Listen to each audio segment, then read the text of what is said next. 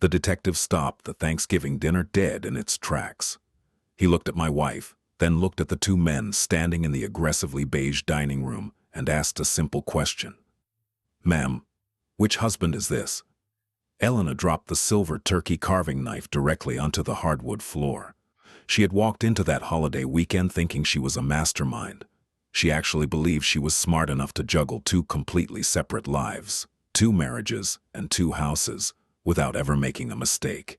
She thought she was untouchable. She thought I was just a boring, predictable guy who would never look past his own nose. She had no idea I had spent the last 6 months auditing her entire existence. But let me back up, because watching your wife get exposed for bigamy in front of an entire extended family does not just happen by accident. This moment was the absolute pinnacle of the payoff, and the payoff means absolutely nothing without the 8 months of psychological torture that led up to it. You need context, because a man like me does not invite the police to Thanksgiving dinner unless he has been pushed so far past the breaking point that the only option left is total demolition. My name is Julian Vance. I am 38 years old, and I live in Orlando, Florida. I am a structural engineer. I design commercial buildings, load-bearing support systems, and massive concrete parking garages. If you ask my wife what I do, she will sigh, roll her eyes, and say I draw boring lines on a computer all day. But my job is much more than drawing lines. My job is essentially predicting exactly where things will break. I calculate stress points. I measure weight distribution. If someone cuts a corner on a structural foundation, I am the guy who finds the mathematical flaw before the whole building collapses. I understand how things are built, which means I know exactly how to take them apart. It is a quiet, analytical profession. Exactly. And it turned out to be the exact weapon I needed. I did not grow up with a lot of money. My parents worked constantly, so I was mostly raised by my grandpa Charlie. Charlie was a master draftsman from the old days, back before computers did everything. He taught me how to read architectural blueprints when I was 10 years old. Grandpa Charlie was a quiet man who noticed everything. We used to sit on his back porch in the sticky Florida heat, watching the summer thunderstorms roll in. He would point at a crack in a neighbor's retaining wall and drop little pieces of wisdom on me. He only gave me one piece of advice that really mattered. Lies do not pour concrete. They always crack. Just wait for the fracture. I built my entire life around that philosophy. I am a patient man. I drive a reliable truck. I do not care about designer clothes or impressing people at parties. My only real dream in life was to save up enough money to buy a 20-foot center console boat. I wanted to take my 7-year-old daughter, Mia, deep-sea fishing every single weekend. I just wanted to be out on the water with my kid, away from the traffic and the noise. That was it. Elena thought that dream was pathetic. Elena was my wife. She was 35, and she was a high-end medical device sales representative. We met at a corporate networking event downtown about 10 years ago. She was stunning, aggressive, and commanded the entire room the second she walked in. She had this magnetic energy that made you feel incredibly important just by being near her. Back then, I thought her ambition was a beautiful thing. I thought we were building a life together. But looking back, I realized I was just a safe harbor. I was the stable, boring guy with a good salary who could anchor her while she chased whatever shiny thing caught her eye. The early years were genuinely good. We bought a nice 4-bedroom house in a quiet Orlando suburb. We had Mia. We used to spend our weekends grilling in the backyard and laughing. But about 2 years ago, Elena got a massive promotion. Her income skyrocketed, and her ego went right along with it. She started caring obsessively about optics. She bought a luxury SUV. She started complaining that my truck made our driveway look cheap. The seed of her destruction was planted on a random Sunday morning. I was sitting at the kitchen island drinking coffee. Elena walked in, looking incredibly stressed. She told me her company was restructuring. Her medical sales territory was expanding to include the entire west coast of Florida. She told me she would have to start spending exactly 3 nights a week in Tampa to manage the new hospital accounts. Tampa is only about an hour-and-a-half drive from Orlando, straight down Interstate 4. People commute that distance every day. I asked her why she could not just drive back in the evenings, so she could see Mia. She snapped at me immediately. She told me I did not understand corporate fatigue. She said the hospital meetings ran late, and the traffic on Interstate 4 was too dangerous at night. She told me the company was paying for a long-term, corporate apartment, so it made perfect financial sense. I let it go. I wanted to support her career.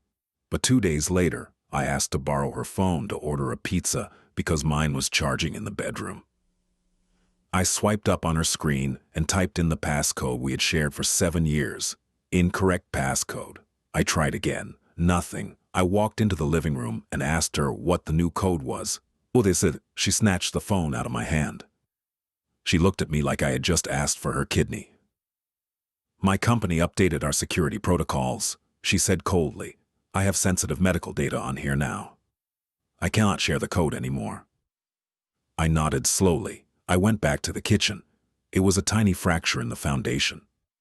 The second fracture happened a week later. I was looking for a flashlight in her luxury SUV. I opened the glove box and found her silver SunPass toll transponder tossed carelessly under a stack of napkins. If you live in Central Florida and you drive to Tampa 3 times a week, you pass through multiple toll booths. You absolutely need a transponder. I walked into the house holding the silver box. Why is your toll pass in the glove box? I asked. She did not even look up from her laptop. It broke, she said smoothly. The battery died. I just pay cash at the booths now. I looked at the transponder. The batteries in those specific units are designed to last 10 years. Ours was only 3 years old. But again, I did not argue. I just put it back. I did not know it at the time, but she threw it in the glove box because she knew the toll cameras photograph your license plate and log your exact location every time you pass under a scanner. She was covering her digital footprints, but lies do not pour concrete. If you are listening to this, do me a favor. Hit subscribe and drop a comment telling me where you are listening from. I read every single one. All right, back to the story, because the escalation is about to make your blood boil. The escalation started quietly, and then it became an absolute avalanche. When someone is living a massive lie, they have to constantly attack your reality to keep you off balance. Beat 1 was the disrespect. We were hosting a dinner party for a few of her high-end medical sales friends. I had spent all afternoon smoking a pork shoulder. I was serving the food when one of her friends asked me about a new commercial development going up downtown. Before I could answer, Elena laughed loudly and waved her hand.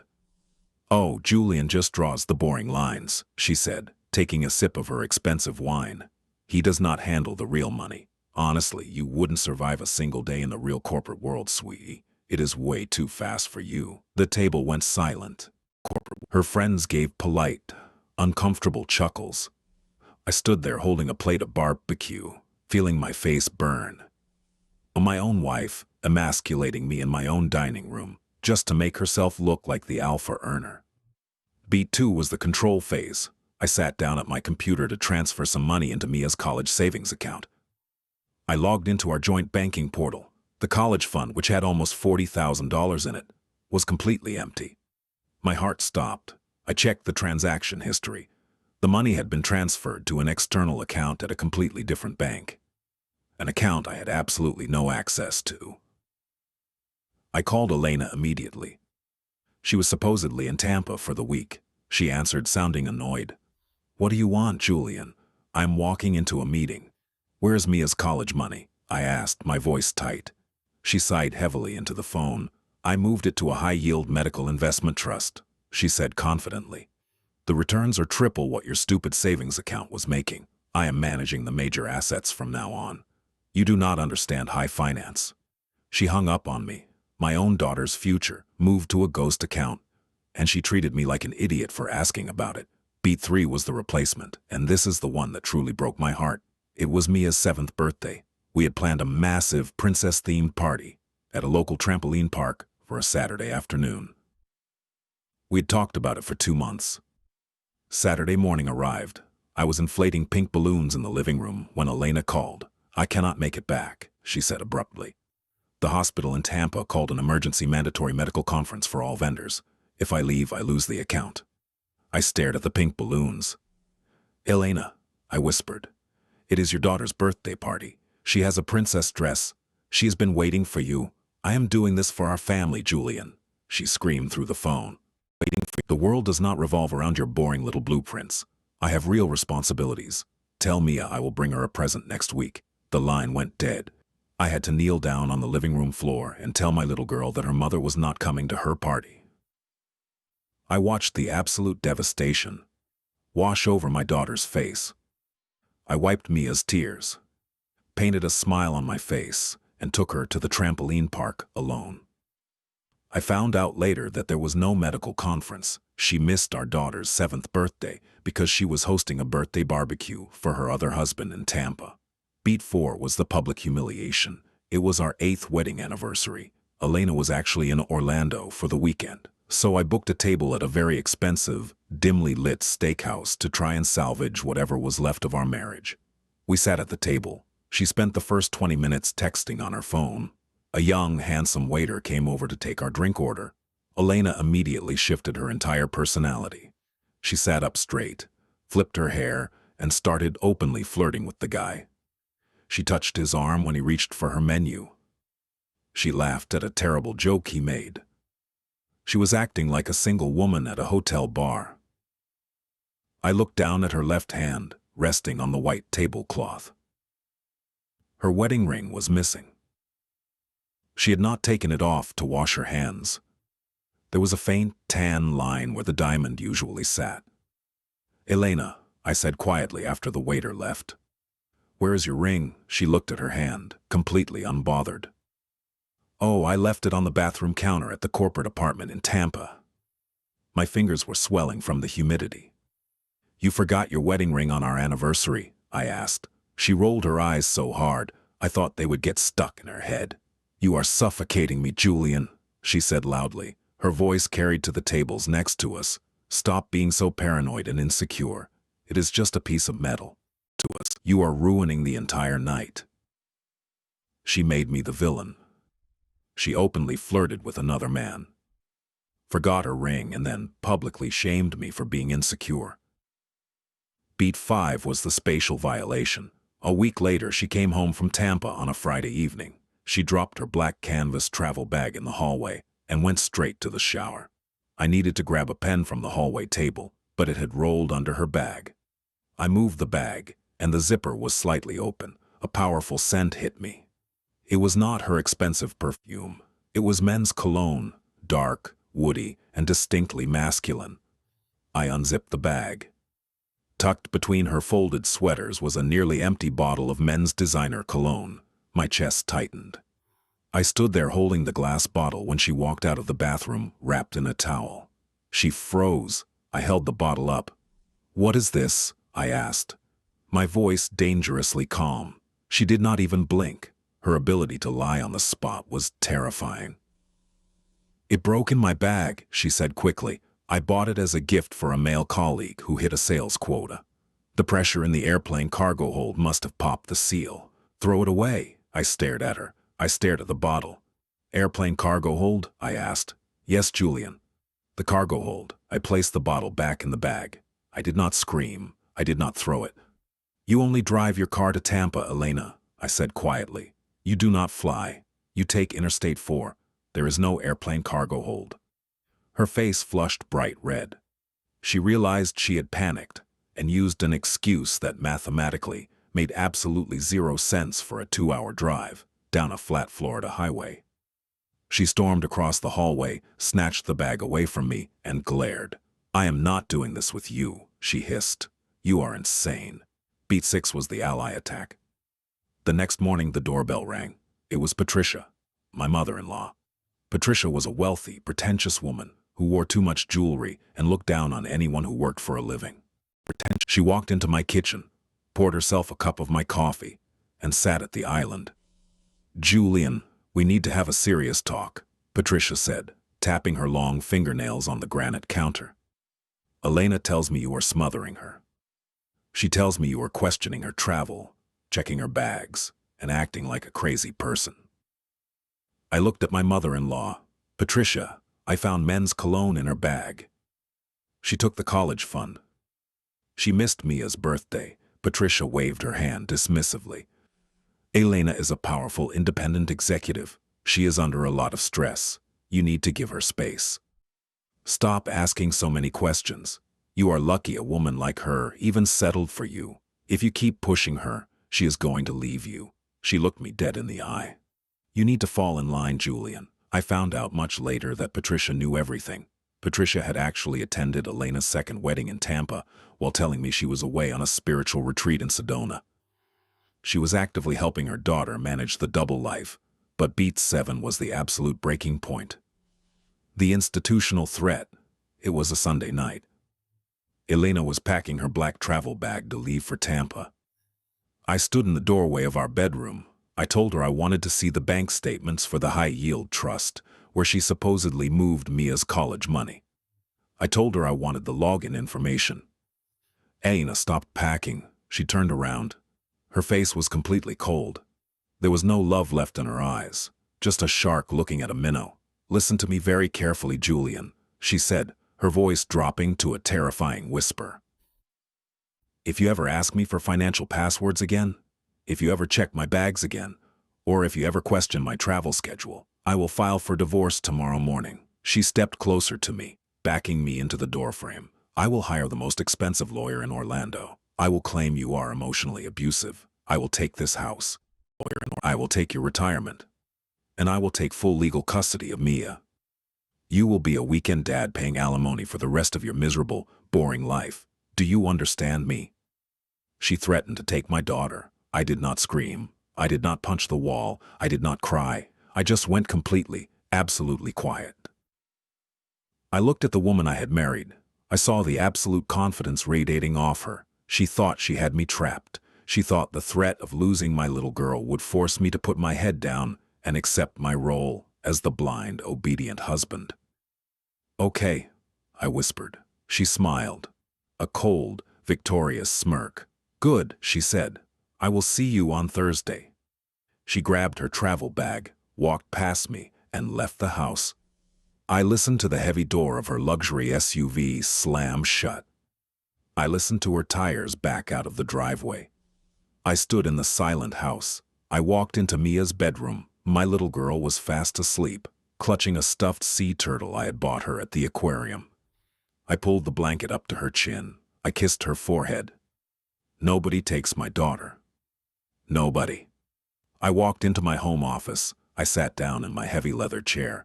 Lies do not pour concrete. They always crack. Just wait for the fracture. She told me her toll pass was broken. She told me she took airplanes to Tampa. She told me she moved $40,000 into a medical trust. I opened my laptop. The blue light illuminated my face in the dark room. I opened a new, secure web browser. I typed in Zillow.com, and I started looking for the fracture. Before I tell you what happened next, if you have not hit subscribe yet, please do. It really does help. Now let me tell you what my brilliant executive wife didn't see coming. I typed Zillow.com into the search bar. I did not know exactly what I was looking for, but Grandpa Charlie always said that when people build a second life, they still need a foundation. They still need a roof. They still need a place to put their lives. Elena told me she stayed in a corporate apartment paid for by her medical sales company, but her company was notoriously cheap. I knew for a fact they did not lease long-term, luxury apartments for regional sales representatives. I started searching the Tampa area. I filtered the results by properties sold within the last 2 years, right around the time her territory supposedly expanded. I looked at downtown condos. Nothing stood out. I looked at high-end apartments near the major hospitals. Nothing. I sat in the dark for 3 hours, scrolling through hundreds of property listings. My eyes were burning. I was almost ready to close the laptop and admit I was just being paranoid. Then, I expanded the search radius to the Tampa suburbs. I clicked on a listing for a massive, aggressively beige McMansion in a gated community about 40 miles outside the city center. It had sold 2 years ago for over $800,000. I clicked through the gallery of listing photos. Front yard. Living room. A kitchen with terrible granite countertops. A master bedroom. Then I clicked on the master bathroom. It was a wide-angle shot designed to make the room look bigger. The photographer had stood in the doorway, aiming the camera at the double vanity mirror. And right there, In the reflection of the mirror, standing slightly off to the side, was the woman taking the photo. It was Elena. She was wearing a floral sundress I had bought her for our anniversary. She was holding a tablet, snapping the picture for the real estate agent. I leaned closer to the screen. My heart was hammering against my ribs like a trapped bird. I zoomed in on her hands holding the tablet. On her left ring finger was a massive, gaudy, princess-cut diamond ring. It was not the elegant vintage band I had given her. It was a completely different ring. I just stared at the screen. I did not scream. I did not throw the laptop across the room. I felt a cold, absolute clarity wash over my entire body. I felt she did not have a corporate apartment. She had a house. She did not just have an affair. She had an entire second life. I picked up my phone and called Mike. Mike was an old buddy from my college engineering days. He dropped out to pursue cybersecurity and eventually opened his own digital skip tracing firm. Mike was the kind of guy who ate cold pizza for breakfast and considered federal privacy laws to be gentle suggestions rather than strict rules. He answered on the third ring. It was past midnight. "Julian," he mumbled, sounding half asleep. "Who died?" "Nobody," I said. "Mike, I need you to run a property search in Hillsborough County. I need the deed history on a specific address, and I need you to ping a SunPass toll transponder." I heard him sit up in bed. "Send me the address," he said. The sleep was entirely gone from his voice. I emailed him the Zillow link. I read him the serial number off the silver toll transponder I had photographed in Elena's glove box months ago. "Give me 20 minutes, Mike said, and hung up. I walked into the kitchen. I poured myself a glass of tap water. I stood at the island, staring at the blank wall, waiting for the foundation of my marriage to completely collapse. My phone buzzed exactly 18 minutes later. "Julian," Mike said. His voice was incredibly quiet. "Are you sitting down?" "I am standing," I replied. "Tell me." "The house is deeded to an Elena Vance and a Bradley Jenkins," Mike said. "They bought it 2 years ago. And buddy, that is not the worst part. I pulled the county public records. There is a marriage license on file. Elena and Brad were legally married in Tampa 24 months ago." I closed my eyes.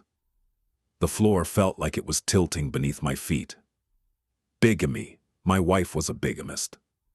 "What about the toll pass?" I asked, my voice completely hollow. Mike sighed. "It is not broken, Julian. It never was. It pings the Interstate 4 toll cameras exactly 3 times a week. Tuesday morning heading west to Tampa. Thursday evening heading east back to Orlando. Like clockwork." "Thank you, Mike," I whispered. "Wait, Julian, do not hang up," Mike said quickly. "I did a little digging on this Brad guy. I found his aunt's social media page. She posted a massive photo album from the wedding 2 years ago.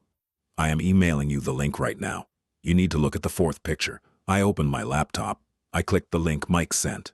It was a sunny outdoor wedding in a botanical garden. There was Elena, wearing a white dress, kissing a guy with a terrible haircut. I clicked to the 4th photo. It was a shot of the audience sitting in white folding chairs. Sitting in the very front row, wearing a hideous pink floral dress and weeping tears of joy, was Patricia, my mother-in-law. I stared at Patricia's face. 2 years ago, on the exact weekend of this wedding, Patricia told me she was going to Sedona, Arizona, for an absolute silent spiritual retreat. She told me she would have no cell service and could not be reached. She was not in Sedona. She was in Tampa, watching her daughter marry a second husband, while her first husband was back in Orlando, taking care of her granddaughter. The double betrayal hit me so hard, I actually had to grip the edge of the kitchen counter to stay standing. They all knew. They were all laughing at me. Patricia had sat in my kitchen drinking my coffee, telling me I was smothering Elena, all while knowing Elena was driving across the state to sleep in another man's house. I hung up the phone. I did not go to sleep that night. I sat at my dining room table with a yellow legal pad and started building a structural map of her lies. Over the next 6 months, I audited every single breath she took. I played the role of the apologetic, boring husband perfectly. I told Elena she was right. I told her I was sorry for being insecure. I told her I would stop asking about her schedule and give her the space she needed to thrive in her career. Oh, she loved it. Narcissists always believe they are the smartest person in the room, so when you play dumb, they just assume their genius plan is working flawlessly. While she was living her double life, I was compiling a forensic dossier that would make the Internal Revenue Service weep with joy. I started with the gas mileage. I am an engineer. I like math. I pulled our joint credit card statements and looked at her fuel purchases. Her luxury SUV got exactly 24 miles to the gallon. She had claimed a few months prior that she had to drive all the way down to Miami for an emergency medical conference. But I mapped the fuel consumption based on the gallons she purchased and the dates of the receipts. Her car mathematically could not have reached Miami. She had driven exactly 40 miles to the Tampa suburbs and parked her car in Brad's driveway for 4 days. The airplane cargo hold excuse for the broken cologne bottle was my favorite piece of dark comedy. I looked back at my notes. She told me the pressure in the cargo hold popped the bottle for a 2-hour drive down a flat, sea-level highway. The sheer arrogance it takes to lie that badly and expect me to believe it was staggering. But the money was the most important part. I took a Tuesday off from work. I drove to the main branch of our bank downtown. I sat across the desk from a very helpful branch manager named Susan. I handed Susan our joint account numbers. I told her I was doing some tax preparation and needed to trace a specific transfer. The $40,000 Elena had moved out of Mia's college fund. Susan typed on her keyboard for a few minutes. She frowned. "Mr. Vance," she said politely, "that money was transferred to an external joint checking account at a local credit union in Tampa. The account holders are Elena Vance and Bradley Jenkins." I nodded slowly. "She did not put it in a medical trust. She stole my daughter's college fund to pay the down payment on her second husband's beige McMansion." I looked at Susan. I smiled a very tight, polite smile. "Susan," I said, "I need to open a new, secure trust account in my name and my daughter's name only. And I need to transfer every single remaining cent from my joint checking and savings accounts into that trust immediately." By the time I walked out of the bank, Elena had exactly zero access to my money. I completely drained the exposed accounts she had not managed to siphon yet. I protected my salary. I protected my daughter.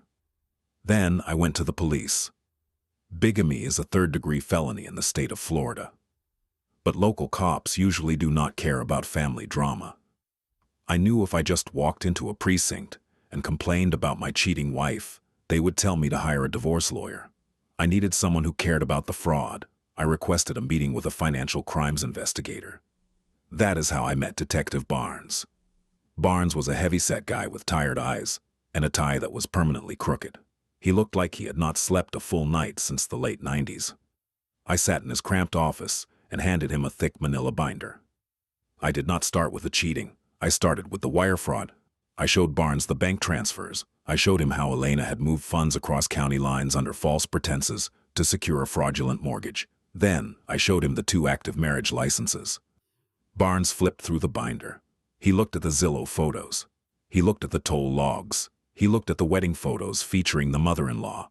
He closed the binder, leaned back in his squeaky desk chair, and let out a long, low whistle. "Your wife is a busy woman, Mr. Vance," Barnes said, rubbing his jaw. "She is a serial bigamist and a thief, Detective," I replied calmly, "and I want to press full criminal charges. I want her arrested for fraud, and I want her mother arrested for conspiracy." Barnes tapped the binder. "It takes time to get warrants for this kind of white-collar paper trail," he warned me. "We have to verify everything."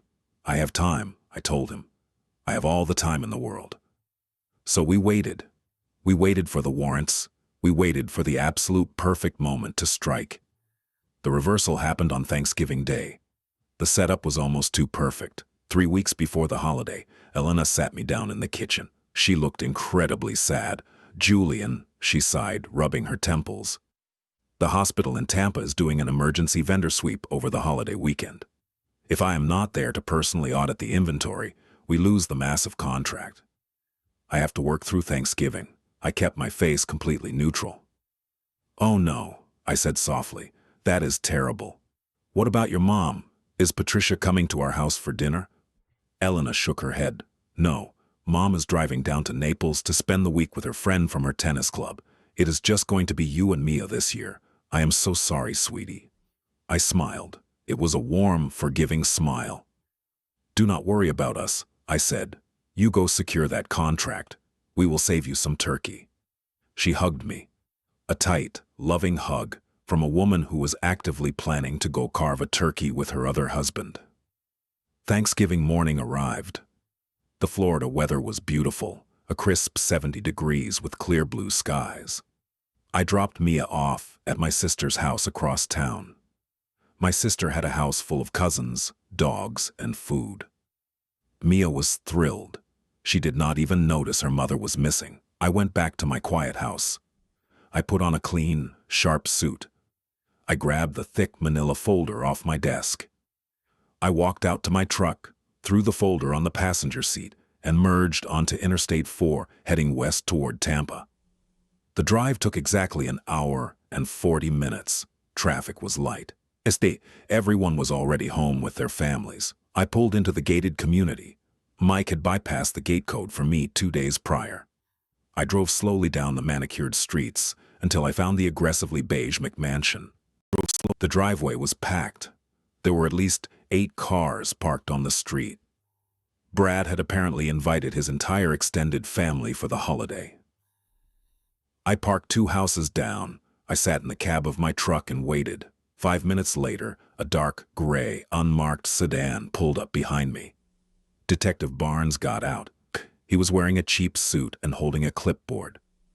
2 uniformed Hillsborough County deputies pulled up behind him in a marked cruiser. Barnes walked up to my window. "We have the warrants, Mr. Vance," Barnes said, his voice gravelly. "Bigamy and wire fraud for Elena. Conspiracy to commit fraud for Patricia. Are they inside?" I asked. Barnes nodded. "We pulled the cell phone location data an hour ago. Both of their phones are pinging off the router inside that house." I took a deep breath. "Let me go to the door first, detective. Just give me 2 minutes." Barnes smiled, a grim, tired smile. "2 minutes, Mr. Vance. Then we knock." I stepped out of the truck. I walked up the long, perfectly paved driveway. I could hear music playing from the backyard. I could smell roasted turkey and garlic through the open windows. I walked up the brick steps to the front porch. I rang the doorbell. I stood there, holding my manila folder, listening to the chime echo inside the house. A moment later, the heavy wooden door swung open. Standing in the doorway was Brad. He was holding a basting brush. He was wearing a novelty apron that literally said, "Kiss the Cook," in giant red letters. He looked like the most generic, boring guy in the state of Florida. "Can I help you, buddy?" Brad asked, looking at my suit. "Are you lost?" I looked at him. I actually felt a tiny spike of pity for the guy. He was a victim in this too, even if his taste in interior design was a crime against humanity. "I am here for Elena," I said calmly. Brad smiled. "Oh, you must be family from out of town." "I am Brad. I am her husband. Come on in." He stepped aside and gestured toward the hallway. I did not shake his hand. I stepped into the foyer. "No, Brad," I said quietly. "I am her husband." Brad laughed. He thought it was a joke. He slapped me on the shoulder. "Good one, man." "They are all in the dining room." I walked past him. I walked down the long hallway. The sound of clinking glasses and loud laughter grew louder. I stepped into the massive dining room. There was a long mahogany table, set for at least 20 people. Aunts, uncles, cousins, grandparents. The center of the table held a massive golden brown turkey. Sitting at the head of the table, wearing a beautiful silk dress, was Elena. Sitting directly to her right, holding a glass of white wine and laughing loudly at a joke someone had just told, was Patricia. I stood at the end of the table. I did not say a word. Elena looked up. She saw me. The heavy silver carving knife she was holding slipped out of her fingers and clattered loudly against a porcelain serving platter. The sound cut through the chatter like a siren. Patricia turned her head. She saw me standing there. She took a sharp intake of breath and literally choked on her wine, coughing violently into her napkin. The entire table went silent. 20 pairs of eyes turned to look at the stranger in the suit standing in their dining room. Brad walked in behind me, wiping his hands on his kiss-the-cook apron. "Hey, honey," Brad called out cheerfully. "Your cousin from out of town is here. He was just making a joke about being your husband." Elena was paralyzed. The blood had completely left her face. She looked like a ghost. Her jaw worked up and down, but no sound came out. She finally managed to stand up. Her chair scraped loudly against the hardwood. "Oh, Julian," she stammered, her voice high-pitched and terrified. "What are you doing here?" "Brad, this is my cousin Julian. He is very confused. He has severe mental health issues. We need to take him outside right now." She actually tried to introduce me as her mentally ill cousin. Take him. The absolute desperate audacity of this woman knew no bounds. She started walking rapidly toward me, reaching out to grab my arm to pull me out of the room. I stepped back. I held up the thick manila folder. I opened it. I pulled out the crisp, officially sealed document from the Hillsborough County Clerk of Courts. I dropped the folder directly onto the roasted turkey. Gravy splashed onto the white tablecloth.